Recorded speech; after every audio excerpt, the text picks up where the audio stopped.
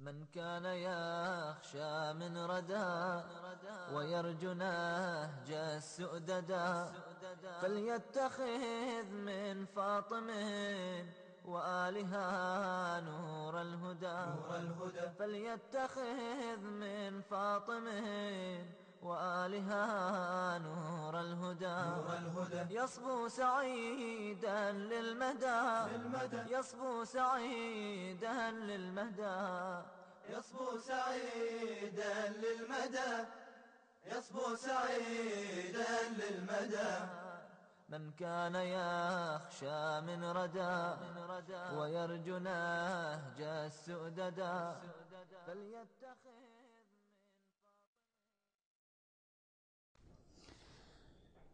اعوذ باللہ من الشیطان الرجیم بسم اللہ الرحمن الرحیم الحمد للہ رب العالمین وصلی اللہ علی محمد وعلی اہل بیتہ الطیبین الطاہرین۔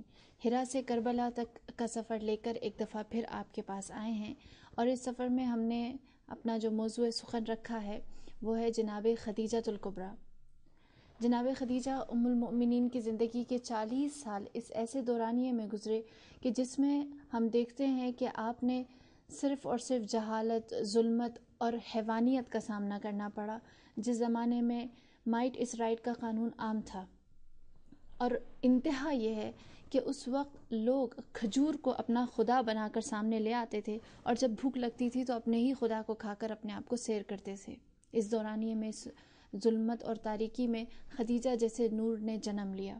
اسی بات پر روشنی ڈالنے کے لیے ہم نے ایک دفعہ پھر آج زحمت دی ہے مفکرہ اور بہت ہی اعلیٰ عالمہ دین خواہر راضیہ بطول نجفی کو۔ خوش آمدید۔ بہت بہت شکریہ۔ السلام علیکم۔ وعلیکم السلام۔ چلیں، الٹا حساب ہو گیا۔ جی، موضوع سخن ہمارا کربلا جناب خدیجہ پر تھا کہ جناب خدیجہ کے خاندان کے بارے میں بات ہو رہی تھی، اور آپ نے روشنی ڈالی تھی ان کے جد گرامی، ان کے دادا اسد پر۔ اور میں چاہوں گی آپ وہیں سے ہی اس سلسلے کو جوڑیں تاکہ ہم اس عظیم ہستی کی پوری شخصیت کا اور ان کی فیملی بیک گراؤنڈ کا اچھی طرح سے جائزہ لے سکیں اور جان سکیں کہ واقعتاً ان کا تعلق کس خاندان سے تھا، جیسا آپ نے بتایا کہ نسل ابراہیمی میں سے تھے۔ اب اس کے بعد آپ آگے کیا مزید آپ ایڈ کرنا چاہیں گی کہ باپ کے بعد میرے خیال میں دادا کے بعد باپ کا مقام آتا ہے، تو حضرت خویلد جی ان کے بارے میں۔ بسم اللہ الرحمن الرحیم وبہ نستعین وہو خیر المعین۔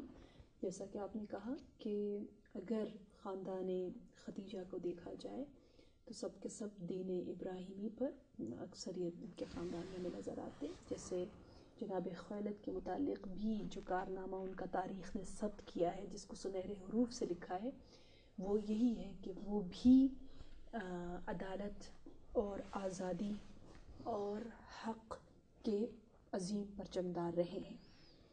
ایک واقعہ نمونے کے طور پر آپ کے سامنے پیش کرتی چلوں کہ جب یمن کا ظالم بادشاہ چاہتا ہے کہ حملہ کرے مکہ پر، بیت اللہ پر، اور اس کے حملے کا مقصد جو ہے وہ حجر الاسود ہوتا ہے، تحفہ الہی، وہ خدا کا عظیم تحفہ جسے ہم حجر الاسود کہتے ہیں۔ جب ان کا مقصد اتنا ناپاک ہے تو یہاں ہم دیکھتے ہیں کہ کیونکہ یمن اس زمانے میں ایک سپر پاور طاقت تھی اور کسی کی ہمت نہیں ہوتی کہ اس کے سامنے قدم اٹھائے اور مقابلہ کرے، جہاد کرے، وہاں ہمیں خویلد آگے آگے نظر آتے ہیں۔ تو کیا یمن کا بادشاہ حجر اسود چھیننا چاہتا تھا، اسے غصب کرنا چاہتا تھا؟ جی ہاں۔ تو کیونکہ خویلد کو یہ احساس تھا ایسے سینسٹیو موقع پر، وہ اس بات کو سمجھ رہے تھے کیونکہ وہ نسل ابراہیمی میں سے تھے، انہوں نے کہا میں اس میراث ابراہیمی کا دفاع کروں گا، اور میراث ابراہیمی کے دفاع کے لیے وہ قدم اٹھاتے ہیں۔ سب سے پہلے تو وہ خود جاتے ہیں، خود جا کر یہ بہت ہی خطرناک سٹیپ اٹھاتے اور جا کر اس سے گفتگو کرتے اور کہتے ہیں کہ اے حاکم یمن، تو نے کیا سمجھ رکھا ہے کہ اس بیت کا، اس گھر کا، اس کعبہ کا کوئی سرپرست، کوئی مالک نہیں ہے؟ ان رب البیت لن یترکہ، کیا وہ چھوڑ دے گا کہ تم اس عظیم تحفے کو لے جاؤ یہاں سے؟ تو جب میں نے جناب خویلد کا یہ جملہ پڑھا تو مجھے فوراً کلک ہوا وہ جناب عبد المطلب کا واقعہ جسے بچہ بچہ جانتا ہے کہ جب جی ہاں عام الفیل کا جب ابرہہ نے اس بیت اللہ کے دشمن نے چاہا تھا حملہ کرے تو وہاں جناب عبد المطلب نے بھی کہا انا رب الابل، اور اس گھر کا بھی کوئی رب ہے، وہ خود ہی اس کی محافظت کی، یہ رب بیت ہے، حاضر ہے ناظر ہے، اور وہ دیکھ رہا ہے اور وہ جواب لے گا۔ نہ صرف اس پر اکتفا نہیں کیا، پہلے جا کر گفتگو کی، دیکھا کہ وہ باز نہیں آتے اور چاہ رہے حملہ کرے تو باقاعدہ قریش کے بزرگوں کو جمع کرتے اور میٹنگ کرتے، اور جس کا نتیجہ ان کی گفتگو اور ان کی سوچ اور انہوں نے جو غیرت اجاگر کی یہ نکلتا ہے کہ اس میٹنگ کے بعد سب کہتے ہیں الموت احسن من ذلک، ایسی زندگی سے تو موت بہتر ہے، اور سب کے سب جو ہے وہ آمادہ ہوتے ہیں کہ ہمیں کچھ کرنا چاہیے، لیکن ان کو اب سمجھ میں نہیں آ رہا کیا کرنا چاہیے۔ یہاں پھر خویلد سب سے پہلے قدم اٹھاتے ہیں، کہتے سب سے پہلے انہوں نے اپنی تلوار اٹھائی، اور پریکٹیکلی بھی اب وہ دفاع کر رہے ہیں، تلوار اٹھا کے نکلتے ہیں، ان کو دیکھ کر دوسروں کو بھی غیرت آتی ہے، سب کے سب نکلتے ہیں، اس طرح یہ حجر اسود جو ہے وہ سرقت تو یمن کے بادشاہ اور حضرت خویلد ان کے درمیان جنگ ہوتی ہے، بالکل جنگ ہوتی ہے، اور جس کے بعد یعنی ہم کہہ سکتے ہیں کہ حجر اسود جو بھی واقعی ہے اس میں جناب خویلد کی یہ کاوش، یہ زحمت، یہ اسٹرگل، یہ جہاد جو ہے اس کا بہت بڑا ہاتھ ہے۔ یعنی یوں کہہ سکتے ہیں کہ جناب خویلد نے پہلے چاہا کہ مذاکرات ہوں، ڈائلاگ ہو، بیٹھ کر بات حل ہو جائے، جب حل نہیں ہوئی تو انہوں نے تلوار اٹھائی اور موت کا راستہ انتخاب کرنا چاہا۔ بہت اچھا آپ نے کنکلوژن نکالا کہ ہمیشہ حق پرستوں کا یہی طریقہ کار رہا ہے کہ وہ منطق، وہ لاجک، وہ ڈائلاگ، وہ مذاکرات کے ذریعے، علم کے ذریعے، فکر کے ذریعے چاہتے ہیں کہ مسئلے کو حل کریں، اور اگر اس کا اس میں حل نہیں ہو تو اور پھر وہ دفاع کریں، اس سے ڈیفنس کریں، وہ خود سے تو نہیں کریں، تو پھر جا کے وہ مجبور ہوتے ہیں کہ وہ دوسرا سٹیپ اٹھائیں۔ نتیجہ یہ رہا کہ حضرت خویلد نے حرم خدا کی پاسبانی کی اور اس کی حفاظت کی۔ جی ہاں، تو اسی خویلد کی بچی جو ہے وہ جناب خدیجہ۔ بہت اچھا۔ اور اس کے علاوہ ان کے خاندان کا کوئی فرد جس کا بہت تاریخ میں ذکر ملتا ہو، کوئی کزن، کوئی بھی؟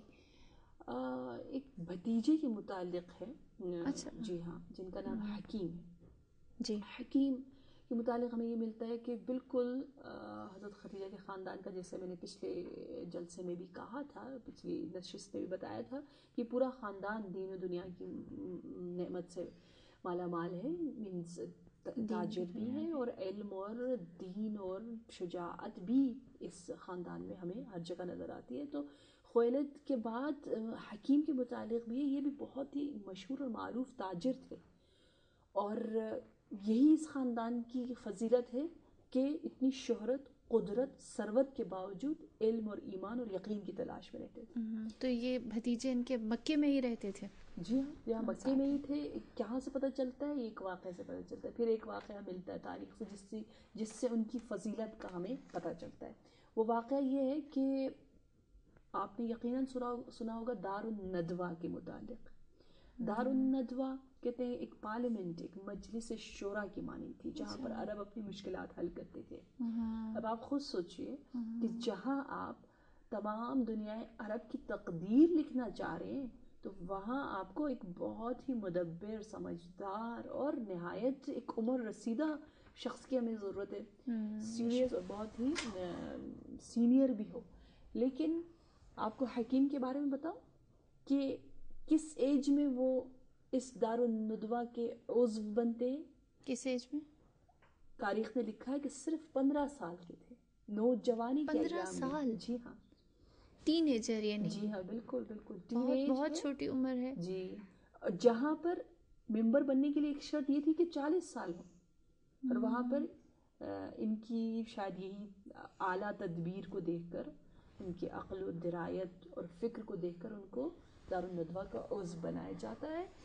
اس حد تک ہم آج صرف گفتگو کر سکتے ہیں جناب حکیم کے متعلق۔ جناب حکیم کے علاوہ جو ان کے بھتیجے ہیں، ان کے علاوہ ایک اور شخصیت جو ان کی فیملی ممبرز میں ہمیں نظر آتا ہے، وہ ہے بہت مشہور، ماشاءاللہ سب جانتے ہیں، ورقہ بن نوفل۔ جی ہاں، عیسائی عالم تھے شاید۔ جی جی بالکل، عیسائی اسکالر، عیسائی عالم کے نام سے مشہور ہے۔ تو ورقہ بن نوفل کے متعلق جو ہم گفتگو کریں گے وہ انٹرسٹنگ ہے، کیونکہ تاریخ نے اس کو زیادہ ثبت کیا ہے کہ کتنا جناب خدیجہ اور جناب ورقہ آپس میں ملتے تھے، ملاقات کرتے تھے، ان کا کتنا اثر تھا۔ تاریخ یوں لکھتی ہے کہ ورقہ بن نوفل جناب خدیجہ کے چچا تھے،